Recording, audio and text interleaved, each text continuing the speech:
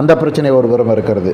இவையெல்லாம் கூட்டி கழித்து பார்க்கும் பொழுது நயனார் நாகேந்திரன் தலைவராக இருந்தாலுமே கூட என்னதான் அவர்கள் பெரிய அளவில் இங்கே தேர்தலில் வெற்றி பெற்று கட்சி வளர வேண்டும் நினைத்தாலும் கூட அண்ணாமலை மாற்றப்பட்ட பிறகு ஏற்பட்ட அந்த கள மாற்றங்கள், அவருடைய ஆதரவு நிலை, எதிர்ப்பு நிலை மாற்றங்கள், இதெல்லாம் வைத்து பார்க்கும் பொழுது இனி பெரிய ஒரு மிராக்கிள், பெரிய ஒரு அதிசயம் நடந்தாலோடைய இனிவரும் அடுத்த 5-10 ஆண்டுகளில் பாஜக ஒரு ஜூனியர் பார்ட்னராக தான் தமிழகத்தில் இருக்கும். எப்படி தமிழக காங்கிரஸ் காலகாலமாக இங்கே கழகங்களை நம்பி இருக்கிறது, குறிப்பாக திராவிட முன்னேற்ற கழகத்தை நம்பித்தான் இருக்கிறதோ, திராவிட முன்னேற்ற கழக ஆதரவு இல்லை என்று சொன்னால் காங்கிரஸ் எத்தனை தொகுதி சொந்தமாக ஜெயிக்க முடியும்னு கேட்டாக்கா காங்கிரஸ் கட்சிக்காரங்களே பதில் சொல்ல முடியாது.